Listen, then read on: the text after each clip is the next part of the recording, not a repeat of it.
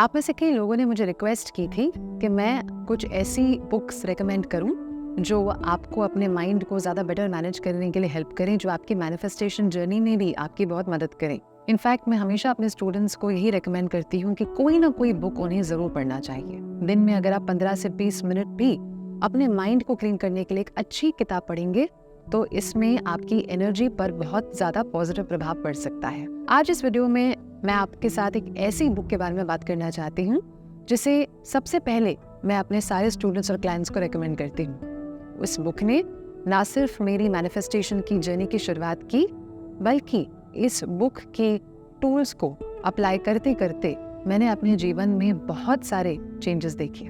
Weight gain, जिस पर सबसे पहले मुझे काम करना था, उस इशू को मैंने रिजॉल्व किया। मैंने मनी को मैनिफेस्ट करना शुरू कर दिया और सबसे इम्पॉर्टेंट चीज़ जो नेगेटिविटी को हटाना था लाइफ से, उसे भी मैंने इस बुक के द्वारा हटाना सक्सेसफुली शुरू कर दिया। ये बुक है the game of life and how to play it. ये फ्लोरेंस कॉवल्शन ऑथर है इस बुक की। और इस बुक के बारे में मैं सबसे पहले तो यही कहूँगी कि इसके नाम पर ध्यान दीजिए, इसके टाइटल पर ध्यान दीजिए, the game of life. Author हमसे सबसे पहले ये कह रही हैं कि लाइफ को ना एक गेम की तरह लीजिए, इसे एक जंग की तरह ना देखें। अगर हमेशा आपको लगता है कि दूसरे लोग आपसे नफरत करते हैं, आपके खिलाफ हैं, वो आपकी सपोर्ट नहीं कर रहे हैं, तो इससे आपकी खुद की जिंदगी फीकी पड़ जाएगी। आपको हमेशा ऐसे लगेगा कि आपको हर चीज़ के लिए बहुत हार्डवर्क करना पड़ रहा है, आपको खुशी नहीं फील होगी, आप उदास रहेंगे, आपके अंदर नेगेटिव इमोशंस बढ़ते जाएंगे। तो सबसे पहले तो लाइफ को एक वॉर की तरह ना देखें। ये ना सोचें कि हर कोई आपसे अलग है, ये सोचें कि एक गेम है। एक गेम में दो अपोनेंट्स हमेशा होते हैं, दो टीम्स होते हैं। ये सोचिए कि आप और आपके गोल्स एक टीम है और दूसरी टीम में आपकी नेगेटिव क्वालिटीज हो सकते हैं, आपकी वीकनेसेस हो सकते हैं, या शायद दूसरे लोग भी हो सकते हैं, सर्कमस्टेंसेस हो सकती हैं, सिचुएशंस हो सकते हैं। लेकिन हर किसी को इस नजरिए से ना देखें कि ये आपकी सपोर्ट नहीं कर रहे हैं या ये आपका भला नहीं चाहते हैं। ये एटीट्यूड जो है ना लाइफ में कि मेरी भलाई सिर्फ मैं ही सोच रहा हूँ या सोच रही हूँ, ये एटीट्यूड को सबसे पहले बदलना इम्पोर्टेंट है। क्यों? क्योंकि जिस तरीके से आप दुनिया को देखते हैं उसी प्रकार से दुनिया आपको देखती है और आपके लिए काम करती है। इसीलिए तो कहा जाता है कि लाइफ इज अ मिरर। आपकी जो दुनिया है वो एक आईने की तरह होती है। आप ही के थॉट्स, आप ही के फीलिंग्स, आप ही की वाइब्रेशन को वापस आपके लाइफ में लेकर आती है। तो इस बुक में सबसे पहले इम्पोर्टेंट पॉइंट हमें उठाना है कि हमें अपनी लाइफ को अपने गोल्स पर कंसंट्रेट करना है। ये नहीं सोचना है हर बार कि दूसरा हमारे साथ क्या कर रहा है। अगर जितना ज़्यादा आपका फोकस वहाँ जाएगा उतना ही आपकी एनर्जी और वाइब्रेशन नीचे जाएगी और आप अपने माइंड को मैनेज और कंट्रोल नहीं कर पाएंगे। दूसरी एक इम्पॉर्टेंट चीज़ जो ऑथर इस बुक के द्वारा हमें बता रही है वो ये है कि आपकी एनर्जी ही प्रॉब्लम की कॉज है। जो भी आपकी लाइफ में आज प्रॉब्लम है, मुश्किल है, वो सब आप ही की एनर्जी से आ रहा है।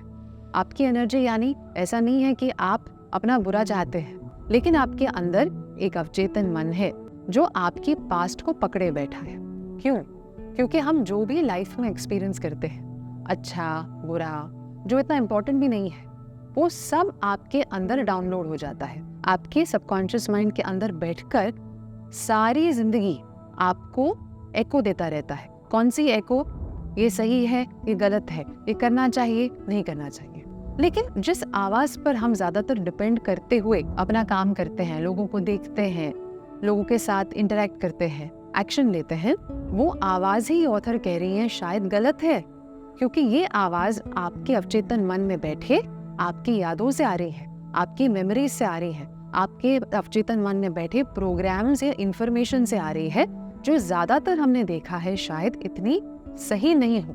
क्यों? क्योंकि बचपन में हम सब ने फीलिंग्स को महसूस किया है। एक छोटा बच्चा जो है चीज़ों को समझ नहीं सकता है, उसके अंदर अभी भी एक इंटेलेक्ट नहीं है, बुद्धि नहीं है कि वो चीज़ों को समझ सके, परख सके, लेकिन वो महसूस करता है। हो सकता है उसने कुछ ऐसी चीज़ें महसूस की हों जो उसके एनवायरनमेंट में उसके आसपास चल रही हो। जैसे कि वो ये महसूस कर सकता है कि मेरे माँ बाप मुझसे प्यार नहीं करते हैं, कि मैं अच्छा इंसान नहीं हूँ और मुझे हमेशा लोग गलत ठहराते हैं, मैं तो केपेबल नहीं हूँ, मैं वर्दी नहीं हूँ, मैं लायक नहीं हूँ, मैं लकी नहीं हूँ। तो इस तरीके की चीज़ें क्योंकि हमारे सबकॉन्शियस माइंड के अंदर बैठी हैं, इसीलिए हमारी एनर्जी ही रिस्पॉन्सिबल है हमारी लाइफ में गलत चीज़ों को लेकर आने के लिए।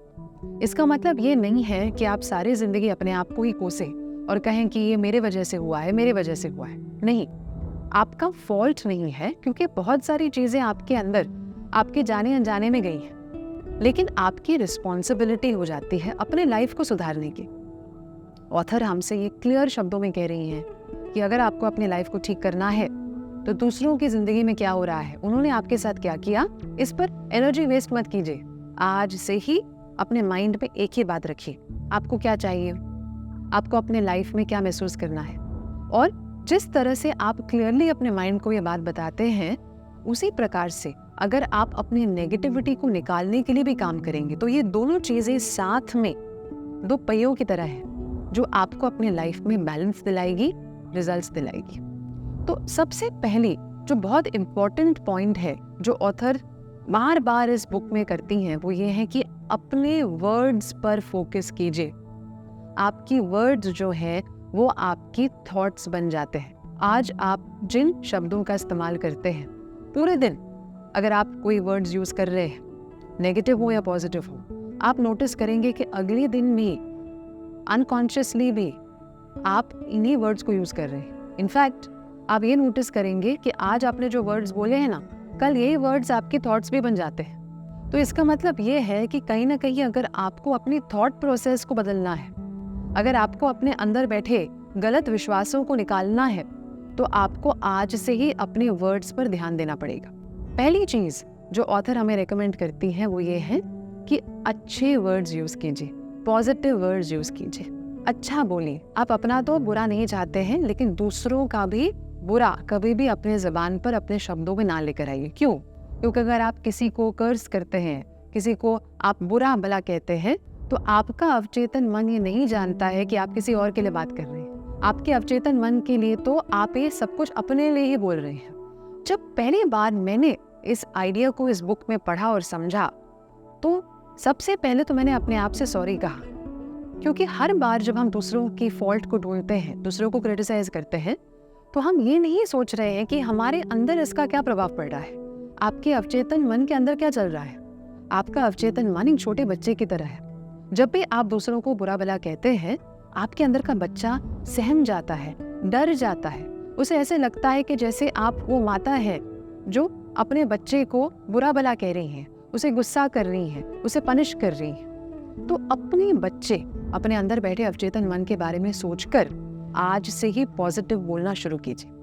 लेकिन वो ये भी समझाती है कि पॉजिटिव का मतलब ये नहीं है कि आप सिर्फ यही कहें कि सब कुछ ठीक है, लेकिन आपको ये करना है कि आपको अच्छा बोलते बोलते अपने माइंड में पॉजिटिव थॉट रखते हुए उन चीजों को ज्यादा डिस्कस करना है जो आपकी लाइफ में आपको खुशी देती है। तो अगर आपकी लाइफ में कुछ अच्छा चल रहा है, उसके बारे में ज्यादा बोलना, ये हमें ऑथर इनकरेज करती है करना। दूसरी चीज वो हमें कहती है, अगर आपको कुछ भी चाहिए, पैसा चाहिए, अगर आपको आपके लाइफ में कोई कठिनाई है, कोई मुश्किल है, कोई रिलेशनशिप को सुधारना है, किसी इंसान को अट्रैक्ट करना है, बिजनेस में बढ़ावा लाना है, तो आपको अपने माइंड में सबसे पहले ये थॉट लाना है कि भगवान के लिए, ईश्वर के लिए, डिवाइन के लिए तो सब कुछ पॉसिबल है, मेरे लिए भी सब कुछ पॉसिबल है। इस तरह से जब अपना सेल्फ टॉक चेंज करके पॉजिटिव बोलना शुरू करते हैं, तो आपकी जबान पर भी वो कहती है पॉजिटिव आएगा। तो जैसे जैसे आप ये कहते हैं कि मेरे साथ सिर्फ अच्छा ही होगा, ईश्वर मेरे लिए है, मेरे खिलाफ नहीं है, ईश्वर देने के लिए बैठा है, लेने के लिए नहीं बैठा है, तो ऑटोमेटिकली वो हमें समझाती हैं कि आपकी थिंकिंग जो है ज्यादा इजी हो जाती है, आप ज्यादा पॉजिटिव सोचते हैं, आपके एक्शंस भी ज्यादा पॉजिटिव हो जाते हैं। एक एग्जाम्पल वो देती है, एक लेडी थी जो बहुत डेट में थी, बहुत सारा कर्जा था उनके ऊपर और पैसे नहीं मैनिफेस्ट कर पा रही थी। उन्होंने जब इस लेडी से बात की तो उन्होंने समझा कि इनका प्रॉब्लम ये है, वो अभी भी दूसरों को कोस रही है, उन्हें ऐसा लग रहा है कि दूसरे के कारण आज वो इस सिचुएशन में है। तो सबसे पहले उसने उस लेडी से क्या कहा, अपने आप के साथ बैठिए, शांति में बैठिए, मौन में बैठिए, अपने माइंड और बॉडी को रिलैक्स कीजिए और फिर ये सोचिए कि आपको अपने लाइफ में क्या चाहिए। जब ये लेडी ने सोचना शुरू किया कि उन्हें पैसे अपने लाइफ में मैनिफेस्ट करने हैं, तो ऑटोमेटिकली उनके माइंड में एक पॉजिटिव इमेज आ गया कि वो इस पैसे को अट्रैक्ट कर रही हैं, कि वो पैसे के लायक हैं, वो मैनिफेस्ट कर रही हैं। तो देखिए कैसे अपने माइंड बॉडी को रिलैक्स करते, दूसरों को कोसना बंद करते हुए जब हम एक पॉजिटिव थॉट डालते हैं, उस पॉजिटिव थॉट का बहुत अच्छा प्रभाव पड़ता है माइंड बॉडी पर, और उस लेडी को धीरे धीरे करके ज़्यादा होपफुल फील होना शुरू हो गया कि हाँ, शायद मैं पैसों के लायक हूँ, पैसे आ जाएंगे।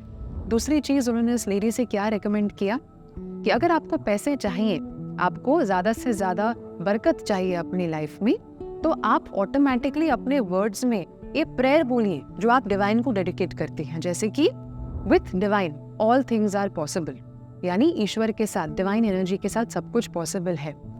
डिवाइन एनर्जी में, डिवाइन माइंड में सिर्फ अबंडेंस ही है। ये देखा जाए तो ये बात सच है कि अगर हम ईश्वर के बारे में सोचते हैं तो ईश्वर हमेशा अबंडेंस की एनर्जी रखता है। तो जो चीज़ में आज आपकी कमी है, जो चीज़ आज आपकी लाइफ में सही नहीं जा रही है, ये सोचिए कि डिवाइन माइंड में तो सब कुछ सही है, अबंडेंस है, अच्छा स्वास्थ्य है, अच्छे रिश्ते हैं, मिठास है, शांति है।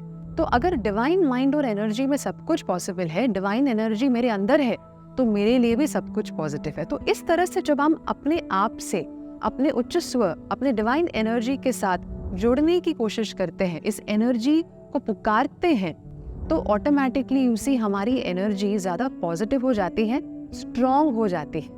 तो आज से ही आप भी इस बुक से इंस्पायर्ड होकर इस एफर्मेशन को यूज़ कर सकते हैं कि डिवाइन एनर्जी में सब कुछ सही है, मेरे लाइफ में भी मेरा स्वास्थ्य सही है, मेरे रिश्ते सही हैं, मेरे पैसे और करियर की एनर्जी भी सही है। इस तरह से जब आप बोलना शुरू करते हैं तो आपको इसका बहुत अच्छा प्रभाव पड़ता है। दूसरी चीज़ उन्होंने ये बताई कि जब भी आपको प्रेशर फील होता है, जब भी आपको टेंशन फील होता है, आप अपनी मैनिफेस्टेशन को ब्लॉक करते हैं। तो इसके लिए उन्होंने बहुत अच्छा उपाय दिया है। जो भी अगर आपको टेंशन है, बोझ है, एंजाइटी है, डर है, डाउट है, आप सोते समय इसे डिवाइन को दे दो। कहो कि ये सारा बर्डन मैं तुम्हें देता हूँ, मैं फ्री हूँ खुशी पाने के लिए, हार्मनी पाने के लिए, शांति पाने के लिए, मिठास पाने के लिए, आनंद पाने के लिए।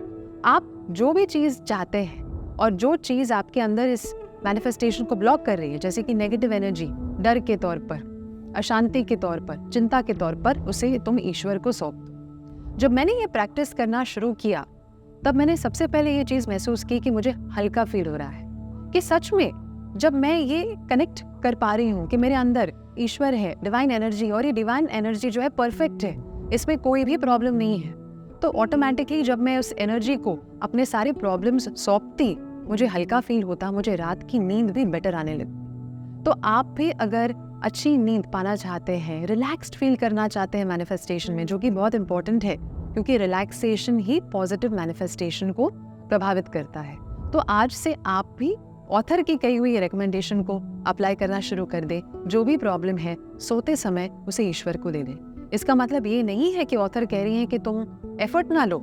अगर तुम्हें कोई आइडिया है, तुम्हें एक्शन लेना है, उसे ज़रूर लो, लेकिन रात को सोते समय जो भी एक्शन लिया उसे भी ईश्वर को सौंप दो, क्योंकि हम नहीं जानते हैं कि आज हमने जो एक्शन लिया वो सही में सही था, गलत था, कितनी देर में वो रिजल्ट लाएगा, ये नहीं जानते हैं। तो आपके लिए पेशेंस रखना, आपके लिए एक्सेप्टेंस होना बहुत इंपॉर्टेंट है, जो कि ये ऑथर हमें कह रही है कि अपने बर्डन को देकर ईश्वर को आप ज़रूर महसूस कर सकते हैं। एक और चीज़ जो आपके साथ इस बुक के मैसेज के तौर पर मैं शेयर करना चाहती हूँ वो ये है कि ऑथर हमें एक बहुत अच्छी बात बताती है।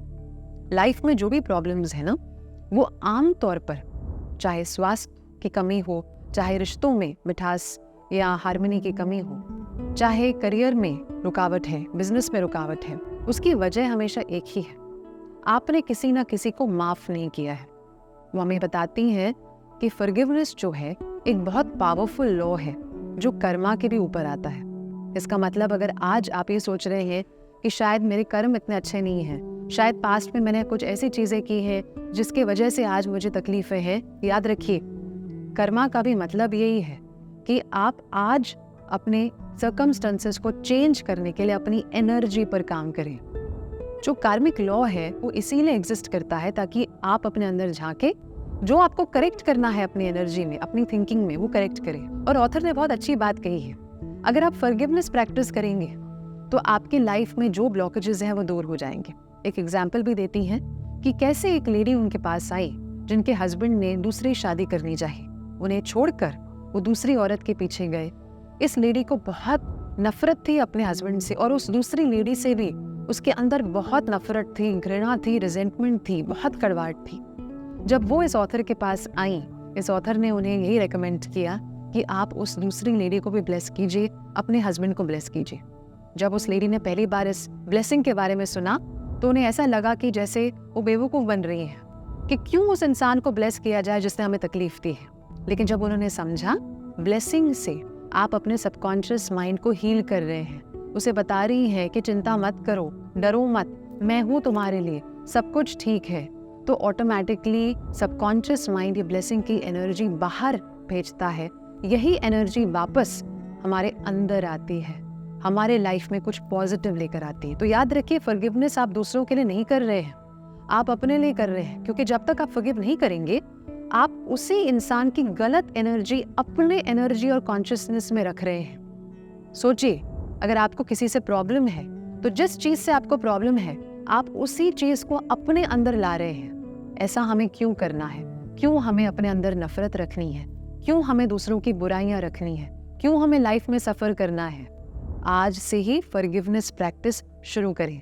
तो इस बुक में ये बहुत खूबसूरती से समझाया गया है कि कैसे आप अपने आप को कन्विंस करो कि फॉरगिवनेस ही आपके लिए सही रास्ता है, और किस तरह फॉरगिवनेस को इनवाइट करके, किस तरह फॉरगिवनेस को अपने लाइफ में प्रैक्टिस करके आप अपने चीज़ों को सुधारेंगे, अपनी मैनिफेस्टेशन को भी बढ़ावा देंगे।